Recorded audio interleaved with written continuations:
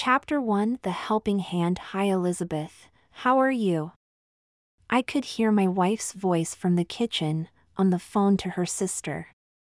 Fine by me, kept her busy whilst I enjoyed a lazy Saturday reading the paper. She continued, right, well, I've got to pop into town, but I'm sure Michael won't mind helping. He does a cracking job on ours, very fastidious. Okay, sure, I'll drop him round in about 10 minutes. Okay. Bye. I didn't like the sound of this. Sion came into the room and sat down next to me. Mike, I need a bit of a favor. You know Elizabeth's got that drinks party tonight? Well, she sprained her ankle and she can't move about too much. Her kitchen's in a bit of a mess and she needs it cleaning before tonight. You wouldn't be a darling and do it for her, would you? Damn. There goes my lazy Saturday. Do I have to, Sion? I asked. You know I find your sister hard work, she can be really bossy sometimes, always has to get her own way. Look, Sion said, it won't take you long, you're so good at it. You do ours a treat. You know that I'd offer to do it for her, but I need to pop into town for a few things. Come on, get yourself up and we can relax later. She's on her own, poor girl, it's the least we can do. All right then, I responded, reluctantly. We got in the car and drove the short distance to Elizabeth's. We let ourselves in, like we normally do, and found her in the lounge with a foot up on a cushion. She was a small but formidable lady, giving me the kind of smile you'd give to a child who'd pleased you. Oh Michael, this is so kind of you. Thank you so much, she gushed. I gave her half a smile. Not a problem, Elizabeth. I assume your cleaning stuff is under the sink? She nodded me a smile back. Sion glanced between the two of us. Right, she said with a smile, I'll be off then and I'll see you in an hour or so. I made my way to the kitchen and dug out all the materials from under the sink, setting myself up to work. I needed to get to the sink to fill a bucket for mopping the floor, but there was already a washing up bowl full of water in the sink. There was also some washing up waiting for me on the side too, but I thought if I just lift the bowl out of the way, then I can get my bucket in to fill it up. It was as I was lifting the bowl out of the sink that disaster struck. I somehow managed to lose my grip on the bowl and tipped the whole contents all over me. Damn! There was water everywhere, I was soaked from the chest down. Michael, are you all right? I heard Elizabeth shout from the lounge. Before I could reply, she got herself out of her chair and hobbled into the kitchen. Oh dear, she frowned. What's happened here? I explained best I could whilst mopping the spilt water off the floor so that it didn't mark the wood. But your clothes are absolutely soaking. Now come here, take them off and we'll put them in the washing machine to get them clean, she insisted. I protested. No, really, it's okay. I'll be done soon and I can go home and change. Nonsense, she pressed on, I won't hear of it. Now take them off so that I can wash them. This felt more like an order than an offer. I don't think I had much choice, so I removed my shirt and trousers, putting them straight into the machine. There, she said as she fiddled with the controls on the washing machine. That'll take just over an hour to wash. But look at you! We can't have you cleaning in your underwear, can we? She was right. I did feel rather conspicuous now she mentioned it. I could see her mulling something over in her head and looking at me, half frowning. I've an idea. You wouldn't fit into anything of mine, I'm way too small and I don't have any other clothes in the house. What I do have though is a costume I've been working on for the local AM Dram group. The person who'll be wearing it is about your size, so I think it'll fit. Plus, you'll be doing me a favor by letting me see how it fits. How does that sound? Well, the choice between that or nothing, it didn't seem much of a choice. Okay, I said, where is it? Follow me, she sang, again like she was leading a child around. She hobbled slowly ahead of me and towards her craft room. She pushed the door open and entered. Chapter 2, The Transformation. There she announced, "What do you think?" She gestured towards a black French maid's dress that was hanging on a cupboard by the far wall. What? Is that it? Is that the costume? I laughed. Yes, it is.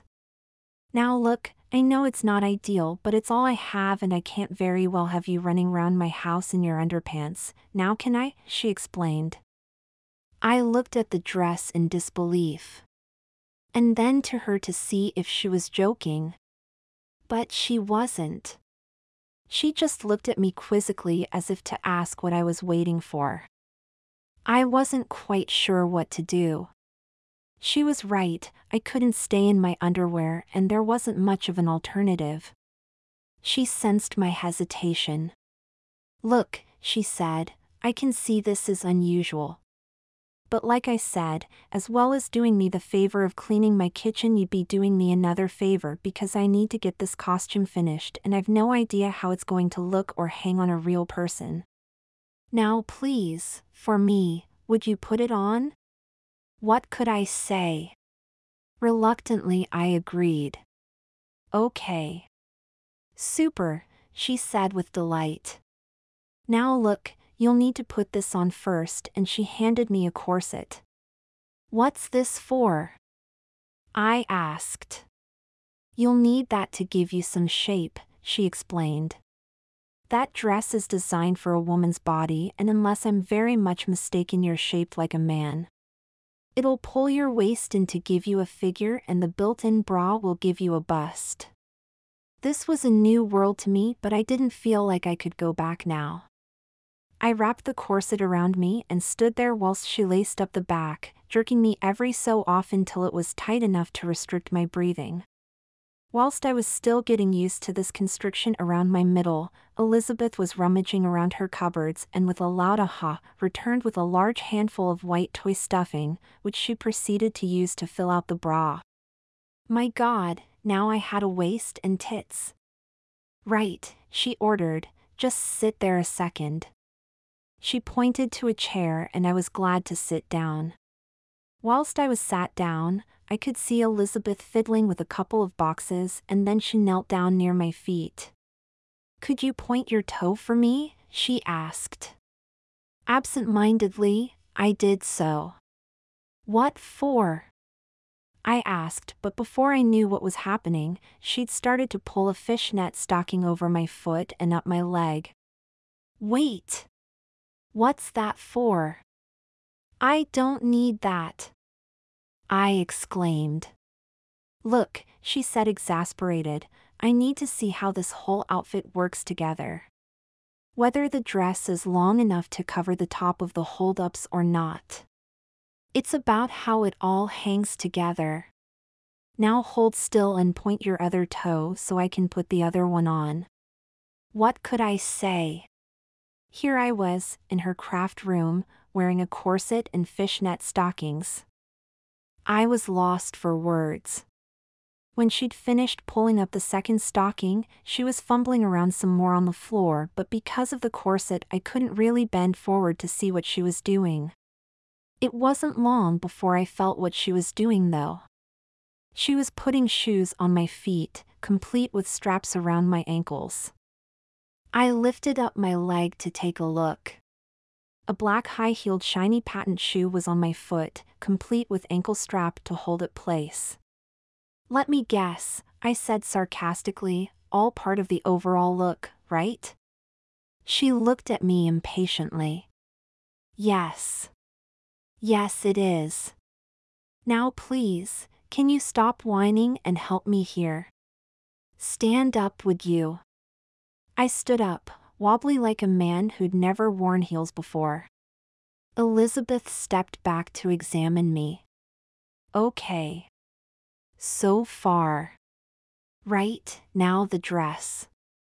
And with that, she fetched the dress from its hanger, undid the zip and reached up to drop it over my head. It had several layers of petticoat built into its skirt, a scooped front and short puffy sleeves. As she arranged the dress into place, she moved behind me and zipped the dress up. It was a snug fit, but it did fit. "Turn around," she said. Carefully, I turned around to face her. She'd stepped back so that she could take a proper look. She said. "Not bad. The skirt's just the right length for those stocking tops. Showing a flash, but not too much. Something's not right at the other end though. I'm not sure what. Look, Michael, there's one more thing. I really do want to see how the whole ensemble looks. I've got Martha's wig, sorry, Martha's the name of the character in the play. Would you mind if we just finished off with the wig and a little makeup so I can really see how the finished product will look?" I looked at her in exasperation.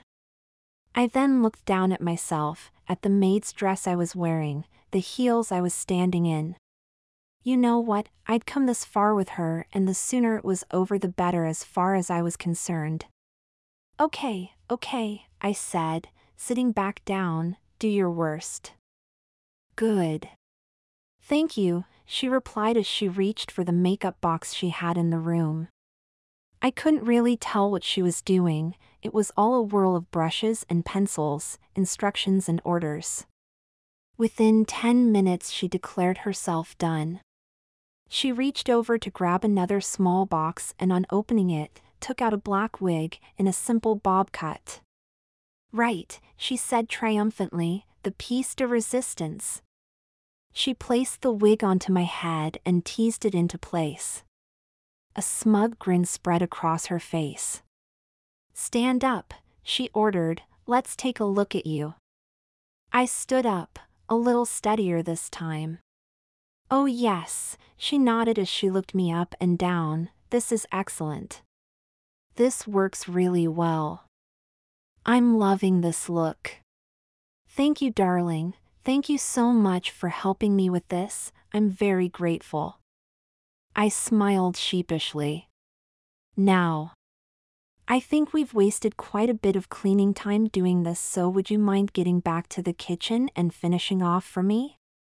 Cleaning the kitchen had completely slipped my mind. "Yes, Elizabeth. The sooner I'm done the sooner I can finish and get my clothes back." With that, she returned to the lounge and I returned to tidying the kitchen. God knows what I must have looked like, in my heels, maid's dress and makeup. Chapter 3: Visitors. Cleaning in heels was much harder than flat shoes, and I found that the tightness of the dress and corset restricted my movement a little. And whenever I leaned forward, the hair from the wig fell into my face. But I knew it wasn't for long, so I pressed on with my work and, to be fair, got used to the shoes fairly quickly. I'd completely lost track of time when the doorbell rang. "Martha, be a darling and get that for me, would you?" came the shout from the lounge. I walked over to the lounge door. Elizabeth, I'm Michael." "You called me Martha," I said. "Oh, I am so sorry," she replied. "It's just the character's name and I got confused because you look so like the girl playing Martha now, exactly as I'd envisaged her. But please, I'm afraid all the moving around has made my ankle flare up again and I can hardly move. Please, would you get the door for me? Like this?" I gestured to my dress. "Well, unless you want to take it off," she suggested. The doorbell rang again. "Now come on, please, stop fussing. You're keeping people waiting. Answer the door." I gave her a hard stare, not that it would make a difference, but it certainly made me feel a little better. I made my way from the lounge to the front door. I took a moment to look at my reflection in the hall mirror. A strange, unknown form of me looked back. The makeup made me look quite feminine, and with the wig as well. While I'm not sure anyone would recognize it was me under this facade and perhaps not even know if I was a man, Elizabeth had done such a good job with the makeup. But I don't recall ever knocking on someone's door to find a French maid answering it, which is what I had to do now. I opened the door a few inches to see two women of similar age to Elizabeth standing there. "Oh," one of them exclaimed. "We're, here to see Elizabeth? She asked us to come by to talk about the production?" I opened the door wide and gestured for them to come into the hallway. I closed the door behind them. I could see them looking me up and down, not quite sure what to make of me, little smirks on their faces. I opened the door to the lounge. "Elizabeth, you have a couple of visitors," I said in a soft voice and waved the ladies through to the lounge. "Ah, Rosemary," Susan announced Elizabeth without getting up. "I'd completely forgotten you were coming by. So nice to see you. Please, do, come in, sit down. Would you like tea?" "Yes, let's have some tea. Martha, would you be so kind as to make us a pot of tea?" I glared at her again. I was so tempted to say it's Michael through my gritted teeth, but thought better of it. "Yes, Elizabeth," I answered sarcastically whilst making a lame attempt at an ironic curtsy. I could hear her visitors giggling as I made my way back to the kitchen and put the kettle on. I stood in the kitchen and waited for the kettle to boil, lost in my thoughts and furious at what Elizabeth had done to me. I checked the timer on the washing machine, only another 20 minutes to go, thank goodness. As I was lost in my thoughts, I only vaguely heard the front door go and someone else enter the lounge. There were muffled greetings till I heard a familiar shout. "Oh, Michael, please could you bring an extra cup through with you when you come?" Well, at least she got my name right. "Sure thing, Elizabeth," I answered, in my usual voice. I put an extra cup on the tray, filled the teapot with the boiling water and gave it a quick stir. I opened the kitchen door and made my way down the hallway towards the lounge.